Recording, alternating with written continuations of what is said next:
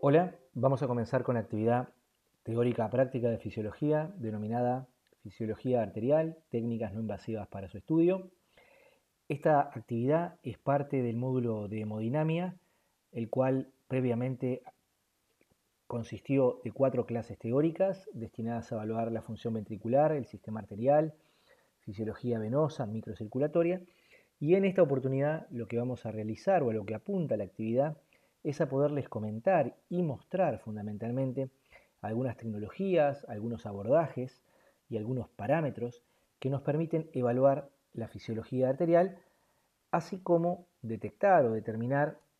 si el funcionamiento o la estructura arterial se está alejando del punto óptimo de trabajo, es decir, incluso poder detectar algunas alteraciones. Eh, Especial hincapié vamos a poner en las técnicas que empleamos, si bien habitualmente con fines diagnósticos, en este caso para transmitirles aspectos pura y exclusivamente fisiológicos, por eso vamos a obviar muchísimas cuestiones relacionadas con la fisiopatología o la patología. En términos de la bibliografía recomendada, creo que lo más oportuno es que consideren una serie de artículos que hemos elaborado junto con la doctora Janina Zócalo a los efectos de difundir en la comunidad de los estudiantes y de los profesionales del área biomédica, para difundir precisamente aspectos de la fisiología, de la fisiopatología arterial, de las técnicas y los parámetros que existen para su evaluación, así como de los equipos que actualmente se encuentran comercialmente disponibles para estos fines, diferencias entre ellos, fortalezas, limitaciones, etc. Por supuesto que esta bibliografía tiene un nivel de profundidad mucho mayor al que está destinado este curso, pero igualmente si algún estudiante o algún profesional encuentra en este tema su tema de particular interés, creemos que en estos artículos va a encontrar mucha información complementaria. Para comenzar, simplemente decirles que las técnicas que vamos a estar viendo hoy en día se consideran complementarias a la hora de valorar la enfermedad arterial y, por ejemplo, detectar precozmente la aterosclerosis. Habitualmente, el abordaje tradicional ha empleado la detección de factores de riesgo, es decir, conocer a qué agresores se encuentra el sistema cardiovascular del individuo, a qué características o a qué condiciones se encuentran expuestas las paredes de las arterias, condiciones que se saben, como por ejemplo el colesterol elevado, la diabetes, el hecho de ser fumador, el hecho de ser obeso, el hecho de tener conducta sedentaria, historia familiar de enfermedad cardiovascular, etcétera, condiciones que se sabe que hacen que el individuo se enfrente a una probabilidad elevada de tener daño en las arterias. Ahora bien, un abordaje complementario implica ir a ver directamente las arterias con diferente tecnología y de esa manera complementar lo que es la información teórica de a lo que se puede estar enfrentando el sujeto, que lo estaría haciendo padecer probablemente un daño en las arterias, con el hecho de ir a ver directamente las arterias a ver si se encuentran dañadas. Existen múltiples tipos de parámetros, múltiples tipos de tecnología que evalúan diferentes características hemodinámicas, estructurales y funcionales de las arterias, muchas de ellas sumamente validadas, algunas ya aceptadas ampliamente por la comunidad biomédica, otras aún controversiales de su aplicación. No nos vamos a centrar en esta actividad en discutir este tipo de cosas, pero simplemente mencionarles que lo que vamos a estar viendo en muchas ocasiones lo van a encontrar en un futuro que se encuentra ya aplicado para la valoración con fines diagnósticos. Comenzando entonces y centrándonos en aspectos fisiológicos, lo primero que vamos a ver es conceptos de cómo podemos evaluar desde el punto de vista de la tecnología existente y de manera no invasiva la capacidad de conducción del sistema arterial. Tratando de evaluar la función de conducción, uno podría decir, bueno, sabemos que la capacidad de conducción está determinada fundamentalmente por el área de sección transversal de la arteria y adicionalmente por las propiedades mecánicas de sus paredes. Arterias más distensibles, arterias que se dilatan cuando el corazón eyecta y que luego vuelven elásticamente a su posición, favorecen la conducción sanguínea, así como arterias de mayor diámetro van a implicar menor resistencia y van a facilitar la conducción. Claro está que uno de los principales problemas que podría encontrar una arteria para conducir adecuadamente la sangre es que hubiese una obstrucción. Y biológicamente, por amplia mayoría, las obstrucciones posibles de encontrar en el territorio arterial que afectan la capacidad de conducción son las denominadas placas de ateroma. Para evaluar la existencia de estos elementos o de este material que se deposita en las paredes arteriales y que invade en mayor o menor medida la luz arterial, significando una obstrucción, uno puede estudiar mediante emplear la técnica de ecografía con sus diferentes modalidades, fundamentalmente la ecografía en modo B y en modalidad Doppler. Y para eso ver las arterias en su corte transversal y en su corte longitudinal, como lo vamos a ver. Principalmente la función de conducción que se evalúa es de arterias periféricas, porque se puede evaluar no invasivamente, y dentro de las arterias periféricas uno se centra en aquellas arterias que sería más probable encontrar una alteración si es que existiera una enfermedad que la provocase. Y para eso las arterias carótidas y las arterias femorales de ambos semicuerpos son un sitio importante que a manera de ventana nos va a estar informando la potencial presencia de alteraciones en la capacidad de conducción. Vayamos entonces a ver algunos videos que nos van a permitir contarles cómo se ve la ecografía, cómo se ven las arterias con ecografía. Si nosotros miramos aplicando la técnica de ecografía, eh, apoyando la sonda ecográfica en la piel que está exactamente por delante de nuestro cuello, digamos, sobre lo que sería la tráquea, y la disponemos en una posición del eje de la sonda en sentido perpendicular a del cuello, vamos a ver esta estructura que es el anillo cartilaginoso de la tráquea, estando aquí arriba la piel y estando hacia abajo la profundidad de los tejidos. Vemos claramente la parte anterior del anillo cartilaginoso porque el propio cartílago va a impedir que se transmita con facilidad el ultrasonido y por tanto se va a empezar a perder la imagen. Por delante del anillo cartilaginoso vamos a ver el istmo tiroideo, este tejido grisáceo moteado entre blanco, gris y negro, y a los costados vamos a ver los lóbulos tiroideos. Vamos a darle al video que avance. Aquí estamos viendo la tráquea, aquí estamos viendo el lóbulo tiroideo, aquí estamos viendo la estructura de la arteria carótida y para el otro lado también el lóbulo tiroideo del otro lado y esta estructura que es la arteria carótida. Si ahora nos centramos en la arteria carótida de un lado, uno puede agarrar y comenzar a hacer como a manera de escáner con la sonda ecográfica, tratando de recorrer la arteria. Ahí vamos a ir subiendo hasta que llega un momento que la arteria se agranda y se divide en arteria carótida interna y en arteria carótida externa. Es decir, retrocediendo levemente el video, vamos a ir subiendo por la carótida común, de repente se va a ampliar como a pasar de ser un círculo a ser un óvalo, eso va a ser el bulbo carotidio en este momento, o el bulbo carotidio, y posteriormente se va a dividir. Aquí va a salir la arteria carótida y va a quedar una arteria más grande que va por el exterior del cuello, pero que es la carótida interna. Allí lo vamos a ver la división y la conformación de carótida interna y carótida externa. Ahí las volvemos a unir y volvemos a bajar y se forma nuevamente solamente la carótida común. Viendo nuevamente, digamos, un escaneo de la arteria carótida común en el corte transversal, es decir, viendo al tubo como que fuese una rebanada, viendo la arteria como un círculo, vemos que la sangre es de color negro interior, vamos subiendo, las paredes se ven blanquecinas, ahí se fue agrandando que es el bulbo, y nuevamente vamos a ver la división en carótida interna y en carótida externa. Vamos a poder, si uno desea, colocar la modalidad de Doppler y ver cómo la sangre realmente rellena las arterias interiormente. Vamos a poder hacer esto mismo aplicando esta modalidad que nos permite y nos facilita ver los contornos bien claramente de las paredes y poder ir viendo si las arterias se rellenan completamente o si por lo contrario existe algún tipo de elemento que esté obstruyendo,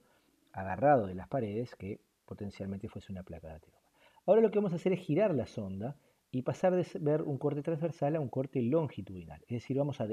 explayar a la arteria y ahora sí la vamos a posicionar en lo que se llama un eje horizontal o un eje longitudinal. Para eso, habiendo colocado ahora la arteria en el corte longitudinal o en el plano longitudinal, podemos nuevamente hacer un recorrido por la arteria a manera de escáner, donde vamos viendo claramente que en sus paredes no hay material depositado que claramente invada la luz. Ahí estamos llegando desde la carótida común a la porción del bulbo, donde claramente se ve una dilatación fisiológica de la arteria, y aquí la continuidad de la arteria carótida interna, estando detrás, no la estamos viendo porque están superpuestas, la carótida externa. Es decir, que tanto en el corte transversal como en el corte longitudinal podemos ir viendo que las paredes están libres, que la sangre completa, tanto en el corte transversal como longitudinal, de pared a pared, y por tanto no existen placas de ateroma a simple vista. ¿Cómo se vería la existencia de una placa de ateroma? Bien, en este ejemplo vemos un corte transversal de la arteria y en ese corte transversal a nivel de bulbo se ve claramente que el perímetro de la arteria se ve interrumpido por esta estructura blanca que, estando apoyada en la pared, invade la luz parcialmente. Por supuesto, queda sitio permeable de la arteria, es decir, la sangre igual logra pasar con total facilidad por ese sitio porque la placa de ateroma presente no es hemodinámicamente significativa. Perfectamente esto puede estar acompañado de la inexistencia de síntomas, pero claramente la función de conducción comienza a verse alterada. Esto se visualiza así en el corte transversal, se ve claramente que la arteria pulsa, pero que tiene algo que la está parcialmente obstruyendo en un sitio puntual.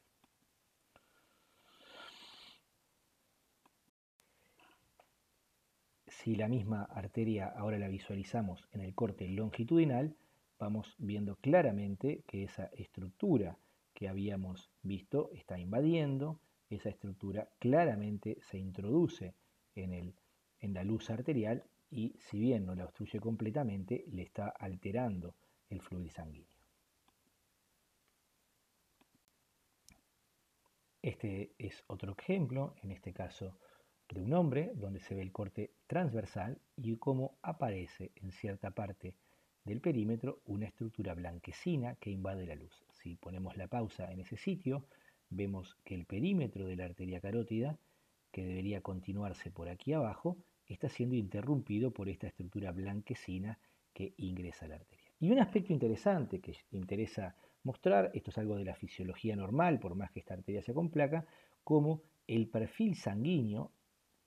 hace que en la parte central exista sangre que esté yendo del corazón hacia la cabeza por la arteria carótida, por el perfil central es la coloración roja, y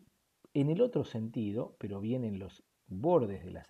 la arteria, existen flujos que van en sentido contrario. Esto es propio de las dilataciones arteriales, absolutamente fisiológico, donde ese perfil parabólico de flujo laminar se ve distorsionado frente a una dilatación, en este caso fisiológica, generando flujo turbulento en los laterales que generan, digamos, reverberancias, es decir, fluido que va en un sentido y en el sentido contrario, como que fueran remolinos. Esto es una típica imagen de cómo se rompe el flujo parabólico, que haría que fuese todo rojo el flujo avanzando, y pasa a tener un flujo turbulento por la dilatación sanguínea. Volvamos a ponerle play al video para continuar viendo en el corte transversal cómo tanto la pared posterior como algo la pared anterior, ahora después se van a ver, tiene algunas estructuras blanquecinas. Si este mismo paciente ahora lo vemos en el corte longitudinal, vamos a ver que la arteria carótida tiene esta estructura, que era la placa que está en la pared posterior, y estas estructuras más pequeñas, que también son placas, que estaban en la pared anterior. Es exactamente la misma placa, vista simplemente con el otro corte ecográfico del bulbo carotídeo. Ahí lo vamos a ver entonces, la estructura blanquecina que claramente invade la luz del arterial, deteriorando la función de conducción. Una vez identificada la presencia o ausencia de placas de ateroma, se puede valorar el número de territorios afectados y se puede también conocer características de las propias placas de ateroma mediante análisis, algo sofisticados, que no nos vamos a concentrar en ello, que nos permite identificar en las placas, identificar su perímetro, su área, su altura, su ancho, etcétera, características geométricas, pero también su composición, es decir, identificar de alguna manera los componentes en términos de componentes lipídicos, fibrolipídicos o fibrosos de la placa, tanto para toda la placa como para diferentes capas de la placa, la capa más superficial, la capa intermedia, la capa más profunda, características que van a estar relacionadas con la vulnerabilidad de esa placa, es decir, con la probabilidad de que esa placa pueda romperse, erosionarse y provocar un evento mayor, es decir, por un lado, el desprendimiento de material que va a viajar río arriba y podría obstruir algo distalmente, o la propia ruptura de la placa, dejando una estructura libre para que la sangre allí, de alguna manera, intentando la reparación parietal, pudiese generar un trombo y también ocluir a la propia arteria. Otras características de relevancia que podemos medir, además de la permeabilidad de las arterias, como vimos viendo, y potencialmente la existencia de obstrucciones, es los diámetros arteriales y los espesores arteriales. Las mediciones de los diámetros y los espesores pueden tener diferentes implicancias, por supuesto que por cuestiones diagnósticas, pero también fisiológicas. Por una parte, los diámetros y los espesores arteriales pueden estar modificados en diferentes situaciones donde las arterias se deban adaptar a condiciones hemodinámicas cambiantes, condiciones hemodinámicas fisiológicas, como puede ser la realización de ejercicio, como puede ser el estado de embarazo, y valorar las modificaciones vasculares puede ser de interés para estudios fisiológicos, pero por otra parte también interesa por el hecho de que evaluar los cambios de diámetros frente a cambios de presión nos permite conocer los niveles de rigidez arterial. Si los cambios de diámetros los evaluamos en un sitio arterial en particular, lo que vamos a estar evaluando es la rigidez arterial denominada rigidez local, que en definitiva es hablar de un segmento específico. Vamos a ver algunos videos para poder conocer cómo se puede, a partir de la ecografía, conocer las variaciones, como muestra la imagen, latido a latido del diámetro y el espesor arterial. En este caso estamos viendo un corte longitudinal de una arteria carótida común. En este caso vemos claramente cómo la arteria se distiende en cada latido y luego recobra su posición original. El máximo diámetro sería el diámetro sistólico máximo y el mínimo diámetro el diámetro diastólico mínimo. Interesa ver que esto se repite periódicamente, con cada latido cardíaco existe una distensión y una recuperación elástica, y por otra parte interesa ver que fundamentalmente en la pared que vemos debajo, inferior en la imagen, denominada pared posterior, porque la sonda ecográfica está apoyada aquí arriba, sitio donde está la piel, y por tanto esta sería la pared anterior y esta la pared posterior, y vemos como en esa pared posterior se ve mejor que la pared está conformada por tres capas. Por una capa gris, está en íntimo contacto con la sangre, que va por aquí adentro, por su colocación de íntimo contacto con la sangre le llamamos capa íntima, una fina capa negra, que por su posición le llamamos capa media, y una capa más blanquecina, que es la capa adventicia, que cuesta mucho encontrarle un límite porque se difunde con los tejidos vecinos. Habiendo grabado el anterior video, podemos procesarlo. Escogemos una región dentro de este rectángulo rojo donde querramos evaluar el diámetro. Inclinamos un poco la arteria, tratando de que quede bien horizontal las paredes anterior y posterior. Marcamos que vaya también detectando el espesor íntima media y procesamos el video. Van a ir pasando, como muestra aquí arriba, imagen estática por imagen estática que conforma el video, y el software va detectando la distancia que va entre la pared posterior y la pared anterior, y imagen a imagen va reconstruyendo la distancia conformándose la variación de diámetro que va ocurriendo latido a latido en la arteria. Es decir, que mediante este software de detección de bordes, uno puede reconstruir latido a latido cómo fue variando el diámetro arterial. Posteriormente, uno puede seleccionar cuál es el diámetro inferior, en este caso hay varios latidos, puede también seleccionar el valor del diámetro máximo y así conocer, colocarlo, y así conocer el diámetro máximo, el diámetro mínimo y otras características del cambio en diámetro arterial en un latido en particular o en una serie de latidos. Adicionalmente, para cada uno de esos latidos, uno también puede ir conociendo cómo fue imagen tras imagen variando el espesor de la capa íntima y la capa media a lo largo,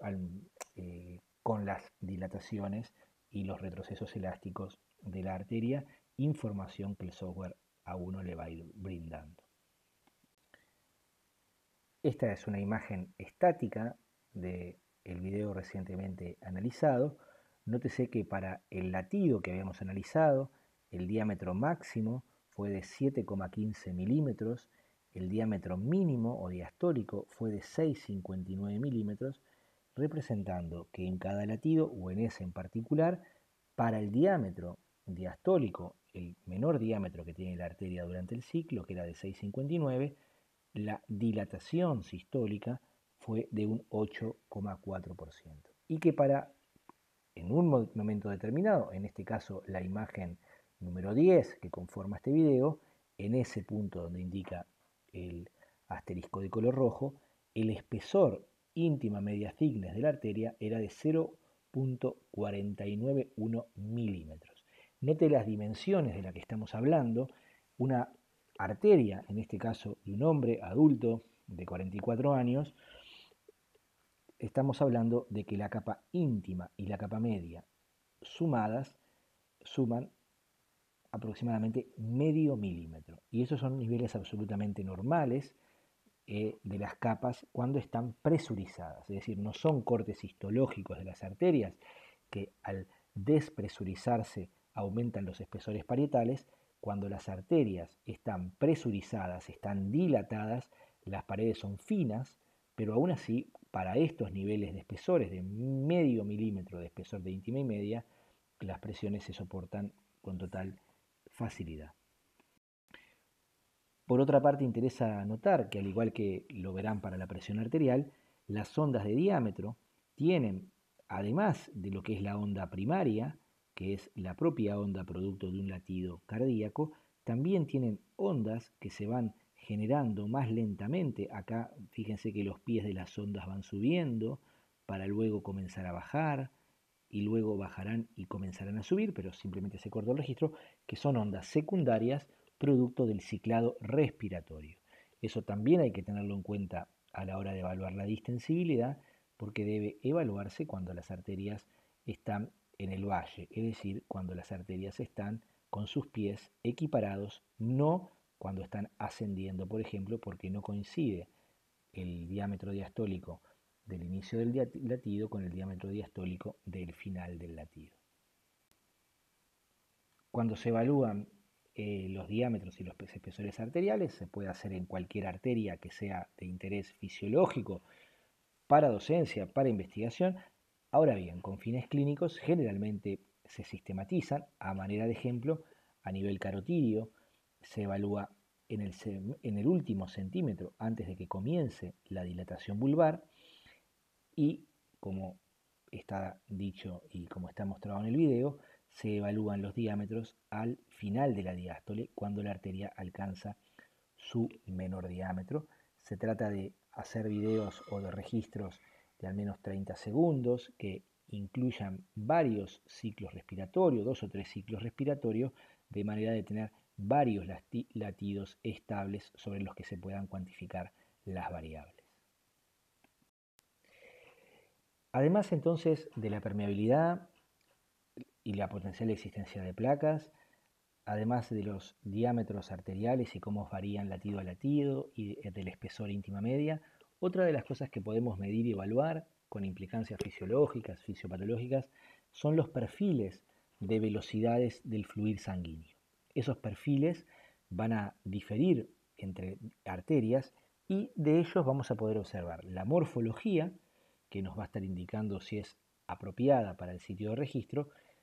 que como ven son bastante disímiles entre diferentes sitios, y además algunos parámetros como el índice resistivo, el índice pulsátil y el sistodiastólico, que nos permiten conocer aspectos de la rigidez de las arterias y de las resistencias que hay río arriba, dependiendo del lecho evaluado.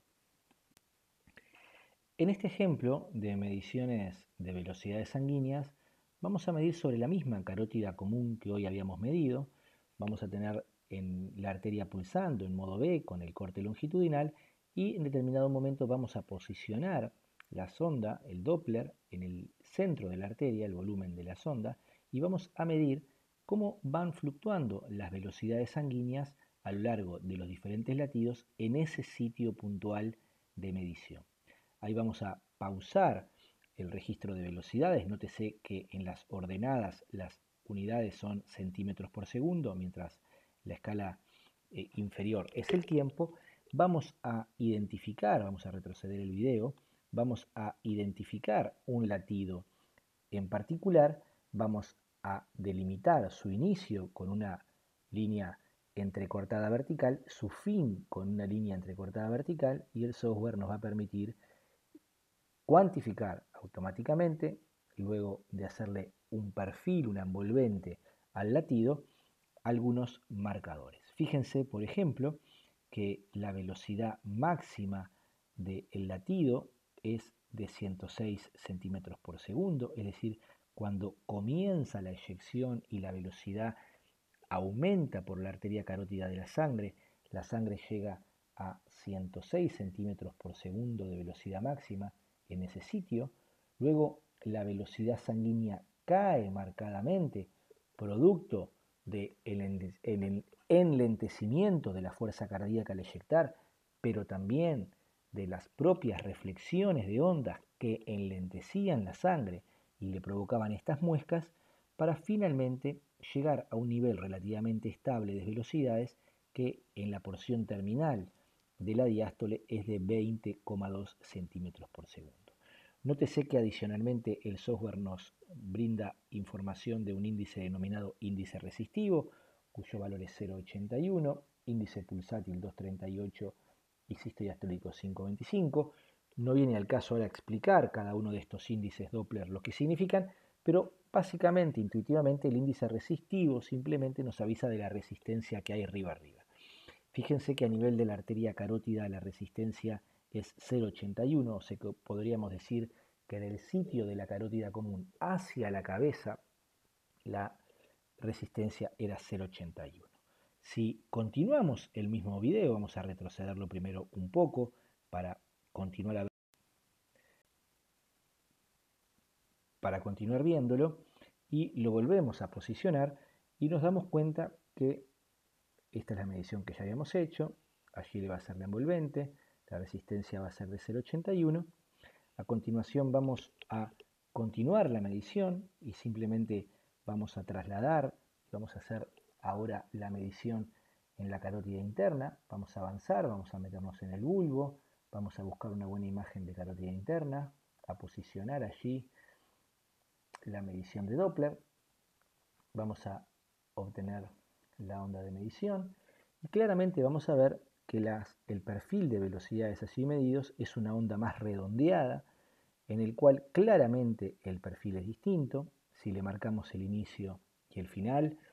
el índice resistivo nos va a marcar un valor bastante menor. Ahora estamos hablando de una resistencia de 0,62 respecto de 0,81 que era en la carótida común, es decir, realmente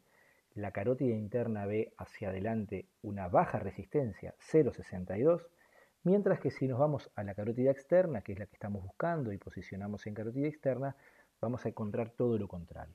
Un perfil de velocidades bien empinado, bien puntiagudo, nada de redondeado como lo vería la carótida interna, y si delimitamos un latido en particular, vamos a ver que tenemos un índice resistivo elevado, es decir, que si nos parásemos en la carótida externa y mirásemos río arriba, tendríamos en este caso un índice resistivo de 0,88.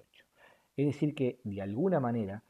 conocer las diferentes formas y cómo fisiológicamente va cambiando la forma de onda, en buena medida también nos va alertando de las resistencias que hay al fluir de la sangre, de la capacidad de conducción que hay en diferentes territorios y por tanto de la facilidad con que la sangre va a llegar a, a las diferentes zonas, en este caso de la circulación cerebral.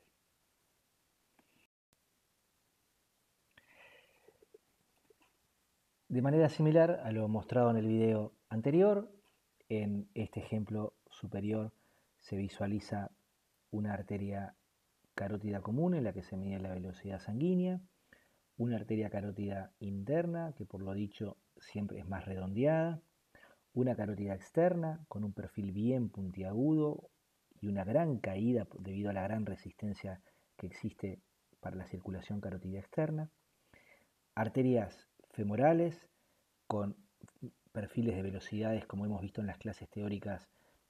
trifásicos, a veces bifásicos, pero en este caso trifásicos, que es lo más común, con una velocidad que rápidamente aumenta producto de la eyección cardíaca, luego cae la velocidad tanto que incluso el flujo sanguíneo se revierte, es decir, va en sentido periferia-centro en vez de centro-periferia, para posteriormente volver a ser anterógrado, es decir, de ir del centro a la periferia, es decir, en dirección de los pies. Y una arteria braquial con velocidades sanguíneas que pueden tener diferentes patrones, no hay un patrón único de velocidades sanguíneas a nivel braquial, es altamente dependiente del estado de activación muscular y del nivel de resistencias que haya a nivel de la mano. Precisamente, una de las formas en las que también podemos evaluar la capacidad de conducción o de adaptación de la capacidad de conducción arterial frente a estímulos cambiantes es evaluar precisamente la propiedad que viene, que se denomina valorar lo que es la reactividad o función endotelial. Esta técnica o esta evaluación lo que nos permite es evaluar la capacidad que tienen las arterias de responder frente a un estímulo, particularmente un estímulo hiperémico, es decir, un aumento de flujo súbito, rápido, intenso por su interior. La teoría nos dice, y la práctica lo evidencia, que las arterias saludables frente a un aumento de flujo sanguíneo en su interior se adaptan a esa situación, responden frente a esa situación dilatando, es decir, aumentando su diámetro. Para eso, básicamente lo que se realiza como test, denominado vasodilatación mediada por flujo, es a nivel del brazo fijar la sonda vascular con la que venimos trabajando, con un brazo mecánico articulado que nos permite con muchos grados de libertad fijar la sonda en una posición donde realmente en la pantalla se visualice la arteria de manera horizontal, apaisada, aquí se ve la arteria braquial, y colocar a nivel distal en antebrazo, con mayor o menor distancia de la mano, un manguito pediátrico, por mes que es más chico, que oficiará de manguito oclusor. Básicamente la técnica lo que indica una buena aplicación de la técnica es que se registre el diámetro de la arteria en estos videos que hemos venido viendo y analizando en situación basal, que posteriormente, que también se registre el flujo a nivel basal, que posteriormente se realice el inflado del manguito por encima del valor de presión arterial sistólica, es decir, realmente cortando el flujo sanguíneo hacia la mano, que ese manguito esté inflado durante 5 minutos, provocando durante ese tiempo una isquemia, una falta de oxígeno transitoria en la mano, falta de oxígeno que determinará que los lechos microcirculatorios de la mano se dilaten en búsqueda de compensar esa falta de oxígeno, pero cuestión que no podrán hacer porque el flujo sanguíneo lo tenemos nosotros detenido voluntariamente con el manguito.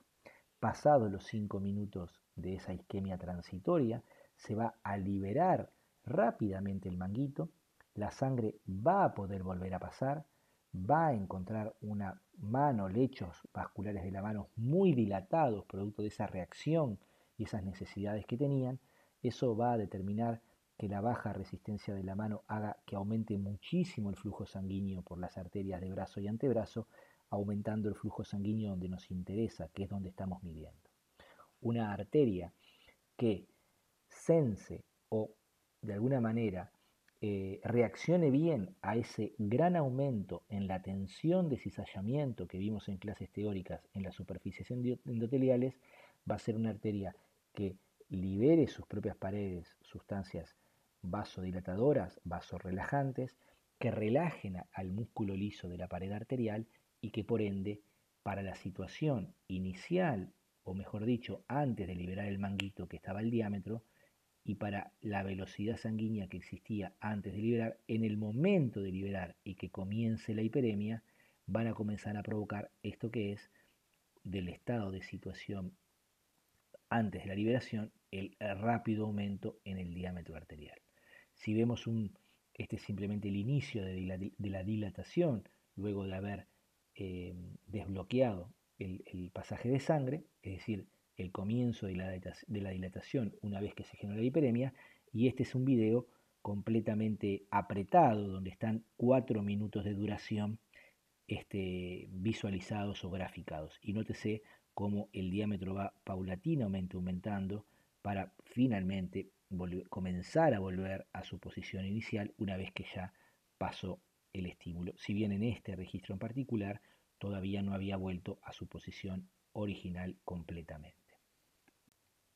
En este video vemos una arteria humeral o braquial que está pulsando latido a latido con el manguito distalmente a ella estando inflado, es decir, ocluyendo el flujo sanguíneo hacia la mano. La arteria se dilate porque hasta ella llega la pulsación sanguínea y de hecho rebota rápidamente producto del manguito que está inflado a pocos centímetros. Vemos que el perfil de velocidades que se genera era altamente pulsátil, es decir, tenía un componente ascendente muy abrupto, producto de la eyección cardíaca, pero rápidamente esa velocidad sanguínea caía y producía incluso reversiones de flujo, es decir, lo que podría ser desde el manguito hacia el corazón. Lo que les vengo diciendo es precisamente esta forma de onda con un aumento producto de la eyección cardíaca, una rápida caída, la reversión y esta gran cantidad de reflexiones de onda que hacía que la sangre fluyera en sentido contrario, es decir, como que fuese de la mano hacia el corazón. Sin embargo, inmediatamente vamos a producir la liberación del manguito, en ese momento se produce la liberación del manguito, y fíjense cómo a partir de la que la sangre puede pasar hacia la mano, se genera una onda con muchísimo mayor valores en términos absolutos de velocidad sanguínea, pero aparte continuamente hacia adelante. Es decir, una onda que deja de tener esas fases producto de las reflexiones de onda y al encontrar baja resistencia hacia la mano, realmente provoca una gran hiperemia, una gran llegada de flujo sanguíneo hacia la mano, que por una parte nos permite evidenciar que la microcirculación de la mano reaccionó adecuadamente a la falta de oxígeno, es decir, que se había dilatado tratando de que le llegara más sangre. Eso nos permitiría evaluar lo que se denomina la función microcirculatoria, esa capacidad microcirculatoria de permitir que se genere la hiperemia,